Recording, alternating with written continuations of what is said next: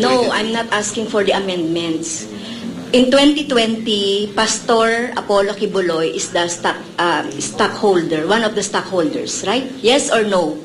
Yes, Mr. Okay, so, and then after 2020, that is 2021, 2022, and up to present, wala na siya doon. Tama?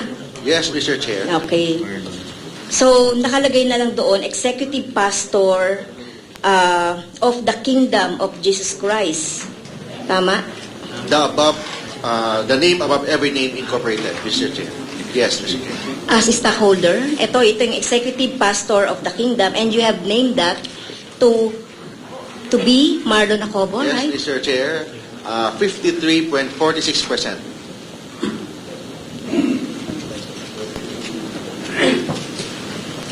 Noong 2020 po, magkano, how many percent yung share ni Pastor Kibuloy?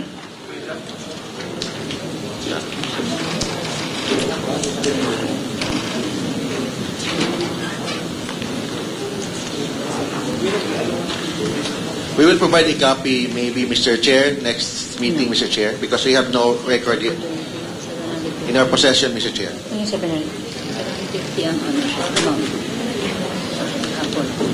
So, in your report kasi, Mr. Chair, meron siyang amount na 750,000. So, si Kibuloy, tama po ba? Doon sa report na sinubmit. Yes, Mr. Chair. Okay, so at ilang porsyento po yun ng buong stocks?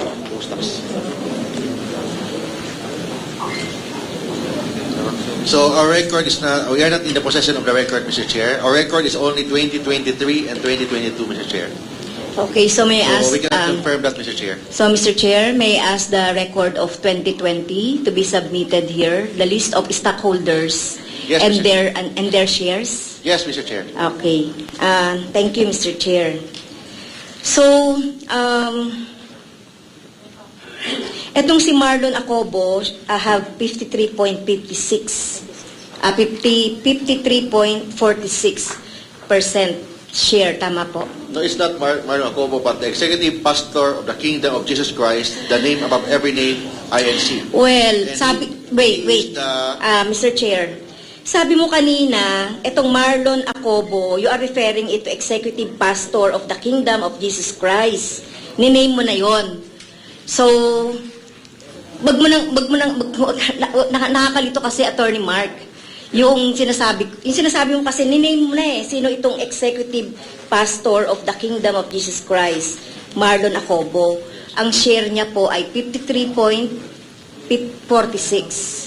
But per GIS, the name, the owner of the 53.46 is the Executive Pastor of the Kingdom of Jesus Christ, the name above every name. Who is that? So, it's Marlon Acobo, Mr. Chair. Yun na. Pinagloloko mo kami, attorney, ha? Wag ganyan. Mapipikon na ako. Okay, so yun na nga yun. So, individual po itong tinatawag ninyong executive pastor. Individual po ito. Yes, Mr. Chair. Hindi siya organization. It is a sole corporation, sole, Mr. Chair. Okay. Sole corporation, sabi mo kanina, individual. Sole corporation. Because it is registered under SEC. The Executive Pastor of the Kingdom of Jesus Christ is registered with the Securities and Exchange Commission. Is this a corporation of one? Yes, Mr. Chair. Who is that person? Marlon Acobo, Mr. Chair. Yun. Sole Okay. proprietor. Sole corporation. No, it's Sole- SEC. Corporation of one. Ha? Corporation of sole. Corporation. one. Pero corporation of one, sa tao lang. Kaya nga, sole proprietor. So it's not a sole proprietor. Sa ano siya? Corporation of Because one. corporation sole, it is registered under SEC. Sole proprietorship is registered under DTI. That's different. Okay. Sige. Pag sinabi po natin sole corporation, isa lang. One Corporation of one. Person. Yes. Ah. There's only one stockholder, Mr. Chair. Okay, so yun. So how is he related to Pastor Kibuloy? He is Brother Marlon Acobo is the executive pastor of the Kingdom of Jesus Christ. As per what date? As of 2022, December, and Pastor Apollo Sikiboloy is the pastor of the Kingdom of Jesus Christ. Mr. Chair, maybe we can ask the submission of the That document. mga Yes, we will documents na submit yun. that. And we'll Thank ask you. also, Mr. Chair, can we invite Marlon Acobo here in our next meeting, Mr. Chair? Okay. Yes, Mr. Chair. Okay. Okay, thank you po. But he is in Dubai now, so we can we ask for maybe 2 weeks or 1 week Okay. from now? We take Yeah, note. Thank you. okay. Sige. You said at present, Kibuloy is the honorary chairman of SMNI, right? Kasi sinabi mo kanina. Yes, Mr. Chair. Okay. So as an honorary chairman, ano po yung role niya sa SMNI? It's just a symbolic, Mr. Chair. Okay. Symbolic chairman. So wala siyang So, control. No function, No control. No day-to-day decision of the corporation. Okay. And sinabi mo rin kanina, Mr. Chair, that Kibuloy is a black timer din. Yes, Mr. Chair. Yeah. In fact, I can present, Mr. Chair, right now, a receipt that the Kingdom of Jesus Christ is a black timer of SMNI. So are you aware of the case that Pastor Kibuloy is in the ano? At in fact, he is considered as the FBI most wanted FBI for serious crimes. Are you aware? The SMNI, are you aware po? Per news, yes, I'm aware, but I have no personal knowledge. Who has a personal knowledge? I am not the lawyer of Pastor Apollo Kibuloy with respect to that case. So hindi mo alam yung kaso. Yes, Mr. Chair. How about President Marlon Rosette? Do you know the case of Pastor Kibuloy? You can read it anywhere. You can read it in the news. Your Honor. Hindi yan yung sagot na tinatanong ko. Do you know the case of, wag ako yung tanungin mo, Yes, Mr. Your Honor. Marlon Rosette. Yes, Your Honor. Ang tanong ko, are you aware of this case ni Marlon, ni Kibuloy? Yes, Your Honor. Okay. How about Attorney Rolex Silpic? Attorney Rolex. Hindi ko mabasa. Well, Your Honor, I read about it. Yes but, or no? Are you aware po? Yes or no? Well, I read about it, so yes. Okay. But I'm not So, a lawyer yun lang naman there. po. I don't even know. So hindi ko po tinatanong kung kayo po yung lawyer. Tinatanong ko lang po. Okay. So ito po yung fact, no? So the string of charges filed against them, including Kibuloy, by prosecutors in Los Angeles, California, include conspiracy to engage in sex trafficking by force, fraud and coercion, sex trafficking of children, marriage, fraud and misuse of visas, bulk cash smuggling, promotional money laundering, concealment money laundering, and international promotional money laundering. So yun po yung case, okay, na final sa kanya doon sa Los Angeles. So with this, Mr. Chair, maybe in the next meeting, I would like to we would like to invite the DOJ and the DFA as regards dito sa case. Kasi alam natin ang SMNI, dati sinasabi nila ang major stockholder nito ay, o dati rin na stockholder ay si Kibuloy, na may kinalaman din ito doon sa franchise. Or may kinalaman ito sa ownership, Mr. Chair. So, can we invite the DOJ and the DFA so that we can know the status of the case? Okay. So we will invite Pastor Kibuloy, Thank you. DOJ and DFA. Sir, yes, we will do that. Thank you. Okay. Kanina, Mr. Chair, sa SMNI pa rin, Mr. Celis mentioned that he discussed with SMNI's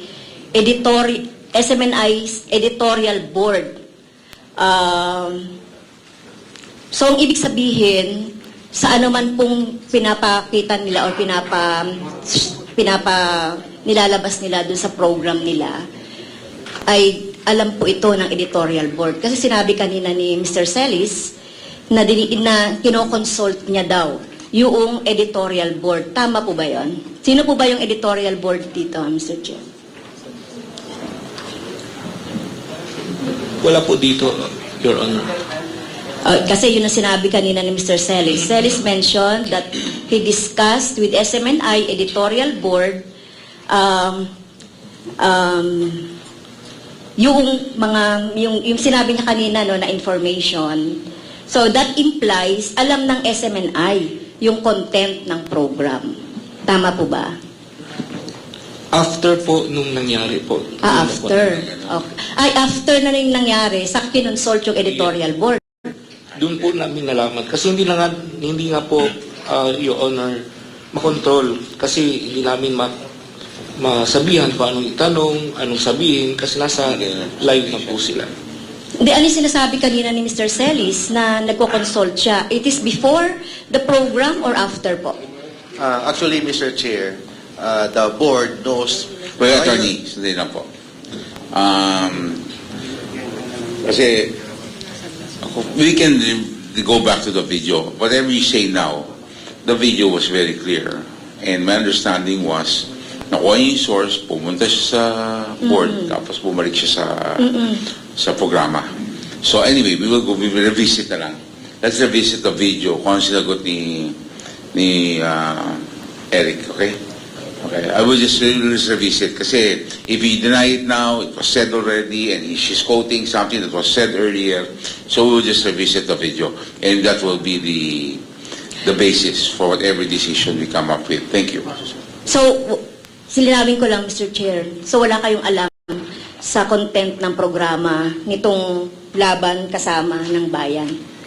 Wala kayong alam? Noong time na yun, Mr. Chair, wala kaming alam po.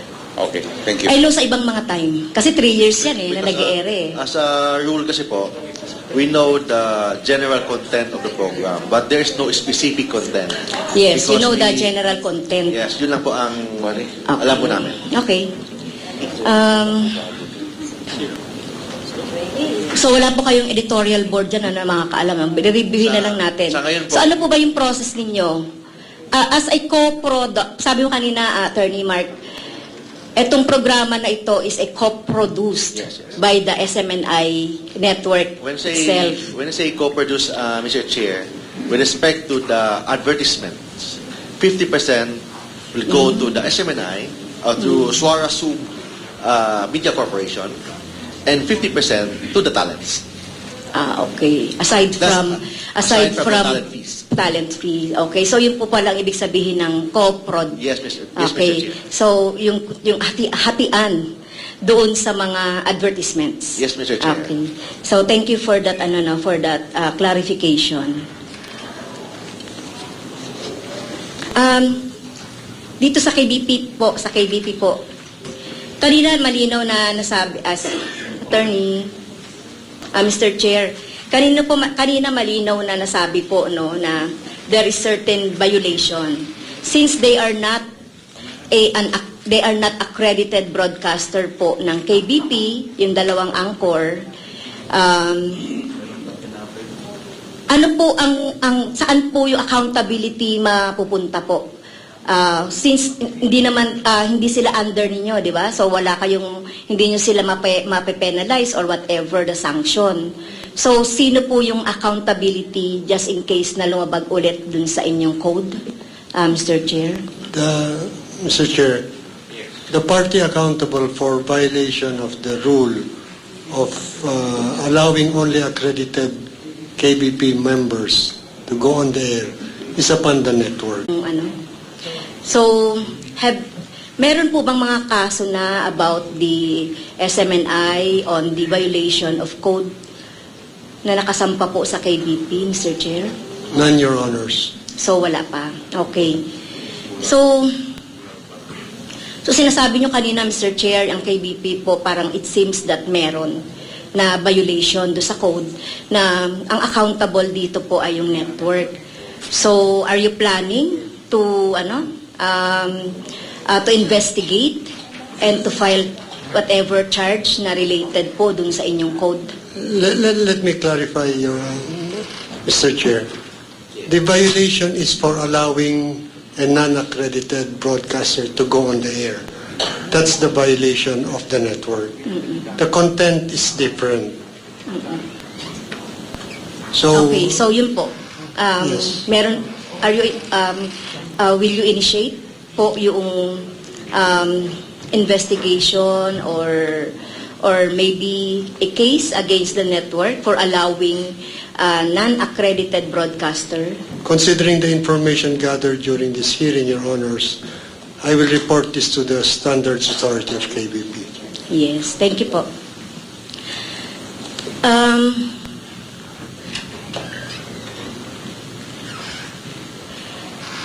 Nakalagay po kasi dito, Mr. Chair, doon sa Broadcast Code of the Philippines 2007, and number 5B, section 5B, an unconfirmed report must be verified as soon as possible.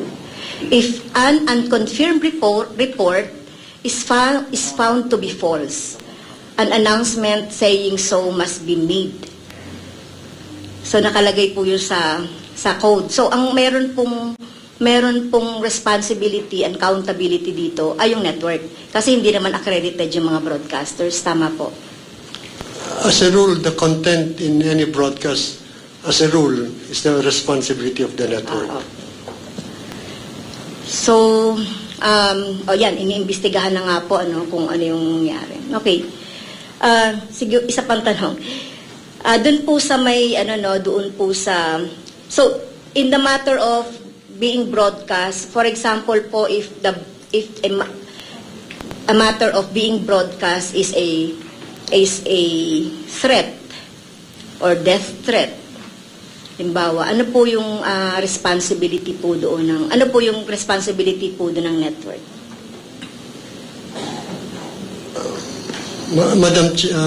Mr. Chair, I'm sorry I could not grasp the question. But if I, in the context of the subject matter of this hearing, I believe you're referring to the alleged death threat made by So PRRD. it's included in the resolution, Mr. Chair. Yes, Your Honor. Well, that's the responsibility of the guest. The network. The guest. There should be a distinction between a live broadcast and a recorded broadcast. Mainly because in a live broadcast, you cannot stop the broadcast while it's being made. Whereas in a recorded broadcast, you have the opportunity to edit out the content before it is aired. So my understanding is the broadcast was live, and therefore the network's responsibility is mitigated by that fact. We have had cases in the KBP where the content in question was a live broadcast, and because it is live, the responsibility of the network was mitigated, without saying, of course, that the broadcaster is not responsible. The network is responsible? Are you saying that? No. Mr. The responsibility of the Chair, network is mitigated by the fact that it is live. As distinguished from a material which is recorded, where the network had the opportunity to edit out the content or the content before being aired. Okay.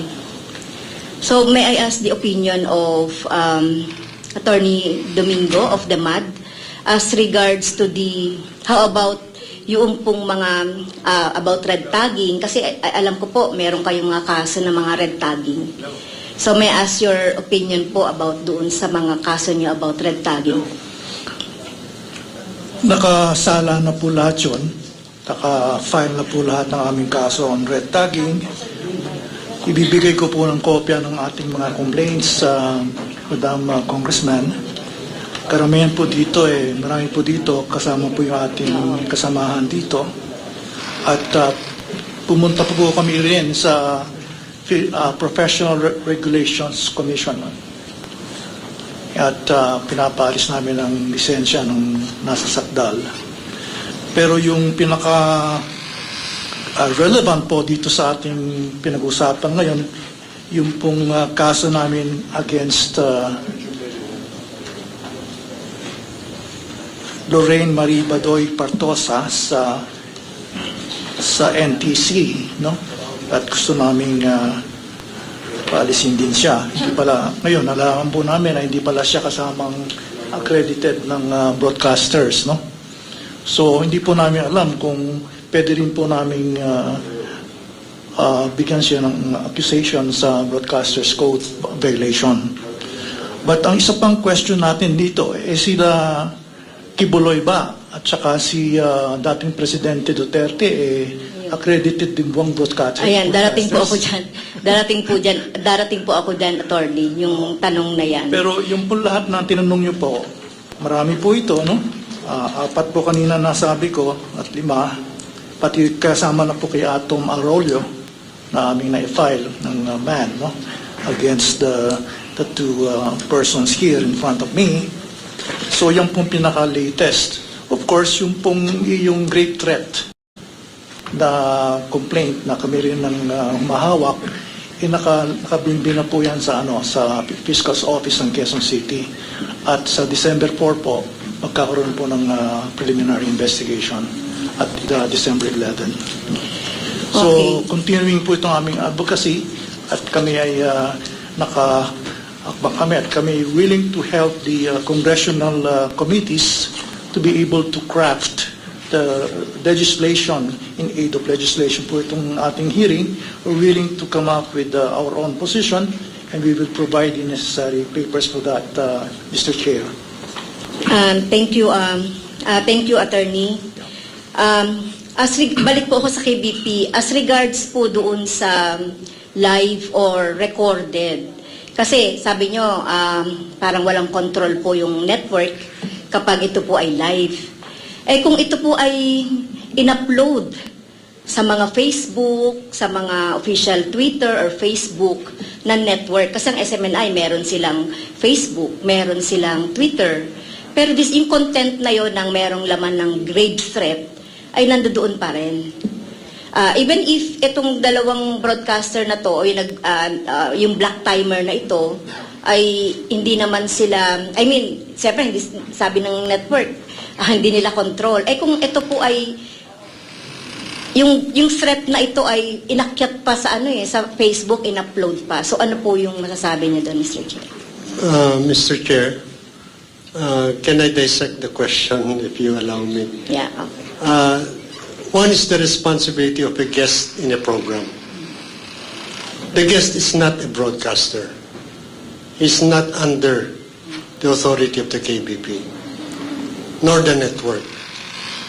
So, the guest can be liable for such things as libel, threat, etc., but not in the context of the code of KBP. If the person who makes the threat is an anchor, then the responsibility is the anchor's responsibility and possibly the network's for allowing it if it were recorded. Now, in the case of uploaded content, as distinguished from live streaming content, uploaded content is considered recorded material. And therefore, it is upon the person uploading to edit it in order to conform to community standards or the law, as the case may be. In streaming, live streaming, the control is limited because particularly the guest will answer. In the case of the alleged threat of the former president, the material is not content for which the network is responsible for. Because that is what the anchor said. In fact, that is news as far as the network is concerned. As to the persons alluded to or against whom the threat was directed, that's a different matter. And that's between the guest for having aired the threat and the person being threatened. So you are referring to the guest as the black timer. In the case of, yun nga, yung nasa isang resolution dito, in the case, in this resolution po, si President Duterte at saka si Kibuloy as black timer doon sa program na yon, nagikan sa masa para sa masa. So walang responsibility ang network. Kung merong pagmumura, kung merong threat o merong mga obscene na mga words, wala pong responsibility dahil sinasabi niyo po, hindi sila accredited broadcaster, hindi rin sila anchor. So, ano na lang po, kahit na sino lang po, pwedeng may gawin na doon. Basta may mababayaran lang po nila ang yung network. Pwede na magmura. Pero yung sinasabi niyo yung code para sa mga broadcaster. So, ano naman po yung responsibility ng network doon? Doon sa mga black timer na mga nagmumura or nagsasalita ng hindi naman maganda or yun po, Mr. Chair. Mr. Chair, I don't know in what capacity the former president was airing in the station. In the context of the discussion, since that is a co-produced program, I doubt if the president was even a black timer there. Because that's a different arrangement. Okay, thank you. Thank you, Attorney. Tanong ko na lang sa SMNI. So, ano po yung laban, yung gikan sa masa para sa masa? Ano po yan? Black timer po ba yun? Or Yes, Mr. Chair. It's a black timer. So, bumili sila ng oras. Yes, Mr. Chair. So, black timer po. Attorney. In a black time arrangement, basically the network, the black timer is the party responsible for the content. The network, however, can post immediately after the fact, deal with the matter of the broadcast of the black timer. And in fact, if it is in violation of the code, it can be a ground for terminating the black time arrangement. Okay. Thank you. Dun po nalinawan ako doon.